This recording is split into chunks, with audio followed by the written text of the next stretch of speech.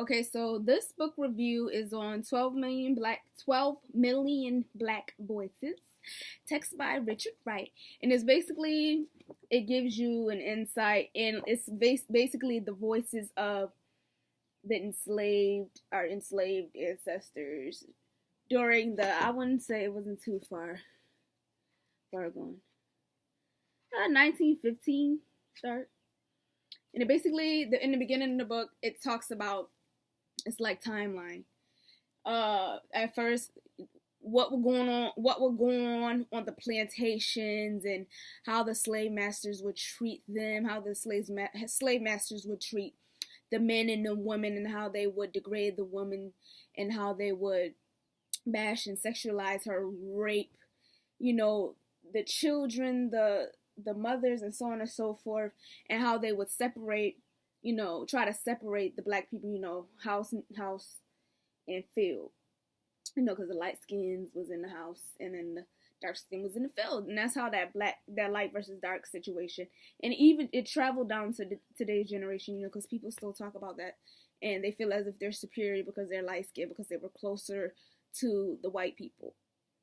And yeah, that's basically, that was one thing that it talked about here, and it talks about the labor and picking the cotton, and how it made their hands. It was a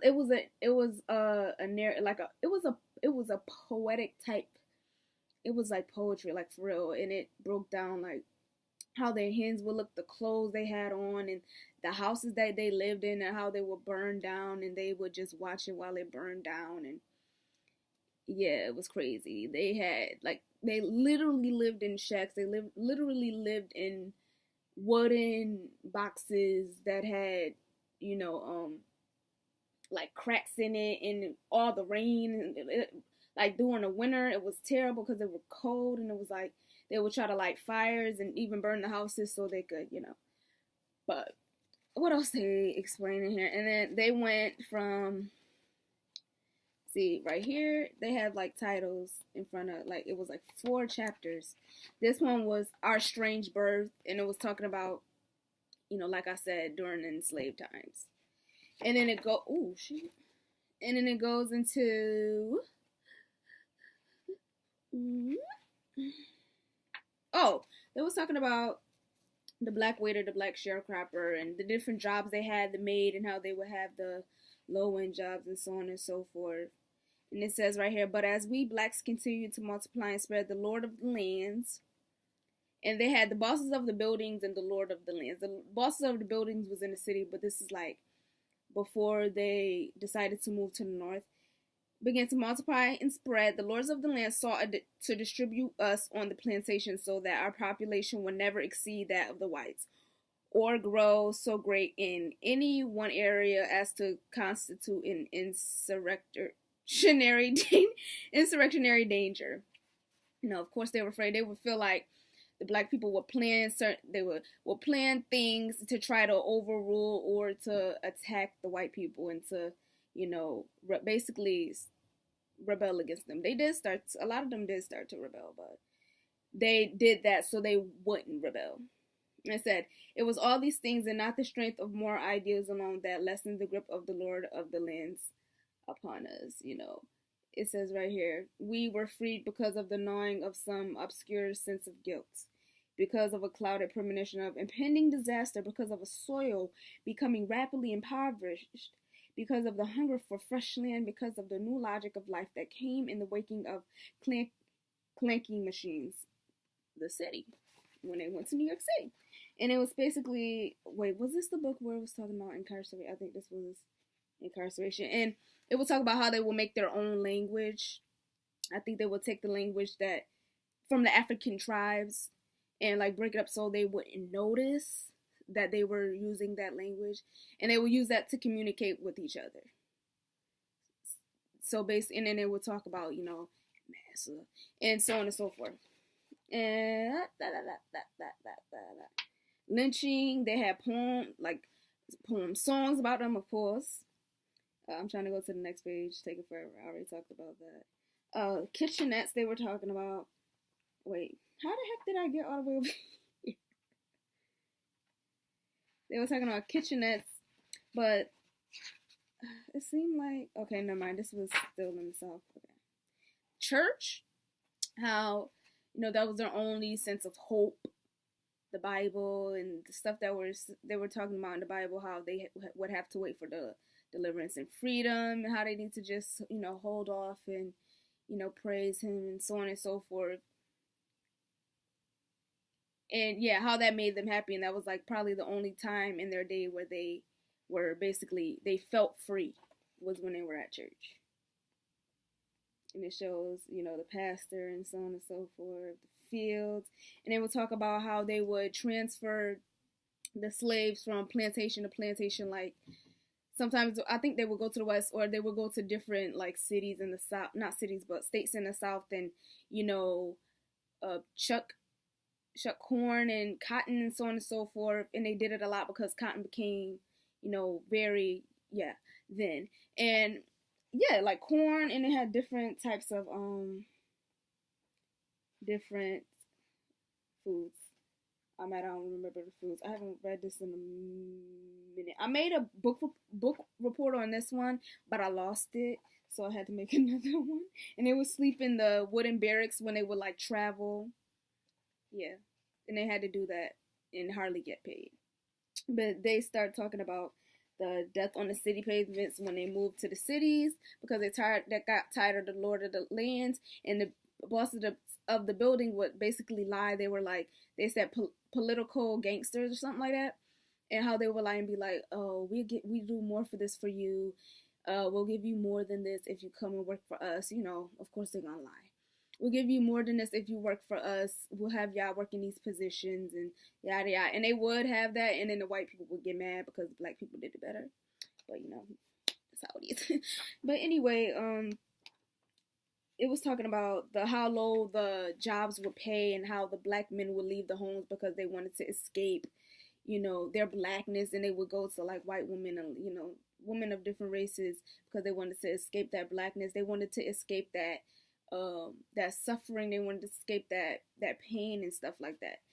And that's what one thing that caused single parent homes in the black communities was one of the situations, because the fathers, I guess, they felt like they couldn't take it, so they would just leave. And just the stress that they were under, they felt like it would be a huge difference, like a better thing to move to the north, but they found out that obviously they were being lied to. They weren't really getting anything. And then when they would try to move to the suburbs, they would raise that prices on the houses and so on, just because they didn't want them to live there. Redlining and the gentrification even happened back then, where the white people would buy out the buildings and put them up high, like the prices for the rent high, and they hardly afford it. So it would be a lot of them living in those cramped up kitchenettes. That's what they were called, kitchenettes. And it was like, let me see if I can find a picture of a kitchenette. It was like 1, 2, 3 bedroom apartments, gas and light free, a dining room for color. Look at the little dining room. What is that? And then right here it says, white people say that we are destructive, therefore they do not want us in our neighborhoods.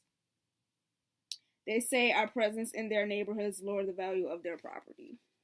That's what they thought of us then, probably how they think of us now. So, oh, here they are. Kitchenettes, this is the bathroom, and then the little boy sleeping. Had to sleep in that. And then this is like probably how much people were in that little room. It says, the kitchenette throws desperate and unhappy people into an unbearable closeness of association, thereby increasing latent friction, giving birth to never-ending quadrilles of recrimination, accusation, and vindicativeness. I'm reading too fast, sorry. Producing warped personalities. Yeah.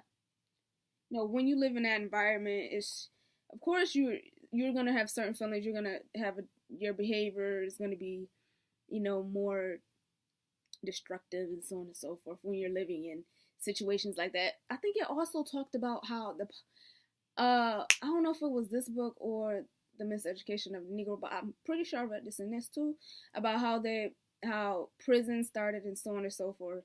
So I would recommend you to go get that, because some of it is in this book. It definitely is in this book. But That was this street, and it was talking about how the boys were getting violent and the girls started having kids at a young age, and just the poverty they lived in, and how it, yeah, that's gonna be destructive. You living in this, what you gonna know but destruction? You know what I mean? What you gonna know but negativity and so on and so forth? You thinking your life is gonna be great, but you get there and it's not. And it's not like, yeah, you try to make your life better than what it is, but you can't, because they're basically refusing it. They're not trying to give you anything. Then when you build it for yourself, they break it down. So then you lose hope. And it says, to break the streak, the bosses of the buildings appeal to us black folks to work. They send labor agents into the South to fetch us north. They promise us protection. They tell us that they are our best friends. I can't find that word, but I know it was political gangsters. Hopefully it was political gangsters. And they were called, the white workers were called, we are hired low-wage jobs. Work which the poor white man called nigger work. So the low end wage jobs and like the dirty and heavy work, they would call it nigger work. Black people work, basically. And yeah, gangster politicians to divide and exploit us further. The bosses of the building sent their mouthpieces, their gangster politicians, to preach to us to preach a gospel that sounds good, of course. But it goes deep within that. It talks about voting, Uncle Tom's Cabin, and it explains why, we have Uncle Tom's and so on and so forth. Live and go by their means. Live and go by their means. Just think about that. Live and go. The law says that we are all free, but the bosses of the building say that only they are free. We are caught in a tangle of conflicting ideals. We must either swap our vote for bread or starve. Wow. Just get this book. It's a quick read. I read it within a week, I think, or probably less than that. And then it shows how music was after, of course, church, and the music became something else that was like a event, like a way for us to be happy, and so on and so forth. Music. Talk about barriers and kitchenettes and how they will help the white people and abandon their children to be maids and stuff for the white people, and their children would be off to basically raise themselves. And then Men in the Making, and how we protested about lynching and so on and so forth. I'm gonna read this piece and then I think I'm gonna be done with this review. Yeah, because it's the last page. It says, if we black folks perish, America will perish. It will. If America has forgotten her past, then let her look into the mirror of our consciousness, and she will see the living past living in the present. For our memories go back through our black folks of today, through the recollection of our black parents, and through the tales of slavery told by our black grandparents, to the times when none of us, black or white, lived in this fertile land. And it says, the difference between black folks and white folks are not blood or color, and the ties that bind us are deeper than those that separate us. The common road for hope, which we all have traveled, has brought us into a stronger kinship than any words, laws, or legal claims. Look at us and know us. Look at us and know us, and you will know yourself. For we are you, looking back at you from the dark mirror of our lives. And then it talks about what it was black folks want. I get this last part, but I think I was a little confused. But it was basically talking about how without us, it would be no you, which is true. But, even though it's 2016, that doesn't mean anyone's going to change, or, different day, same thing. Same old, just a different day. But anyway, I would highly recommend this book. It's really informative, and it's just enjoyable to read. It teaches you a lot about their views, because it speaks in their voice, like people that were there, and they're telling the tale, and it's very poetic. So I definitely recommend this. But my next book, I don't know what it's going to be. I'm reading The Bluest Eyes. I had this book called Melanin, but I think I lost it. I'm so pissed because I really wanted to do a review on that, but hopefully I get to. and hopefully I find it. So when I find it, I'll do a review. But I think The Bluest Eyes, and expect that in 2 weeks, because I have a lot going on, so I really can't just focus on just reading that. You know, everything else goes into my mind, and I can't sit down and just read. So, you know, thank you for tuning in. 12 Million Black Voices. Check out my other reviews. I have a song out called Sunrise Serenade, so check that out. The description is in the link below. It's SoundCloud, on SoundCloud. But check that out. Support, show love, you know. Do what it do. Now, peace. And it was talking about, you know, like I said, during enslaved times. And then it And then it goes into... Oh, they was talking about the black waiter, the black sharecropper, and the different jobs they had, the maid, and how they would have the low-end jobs and so on and so forth.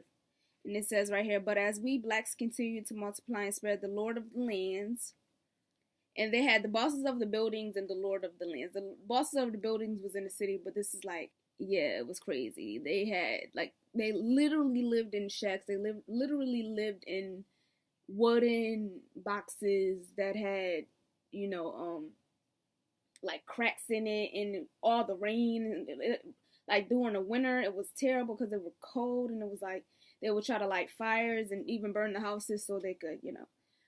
But what else they explain in here? And then they went from, see right here, they have like titles in front of, like, it was like 4 chapters.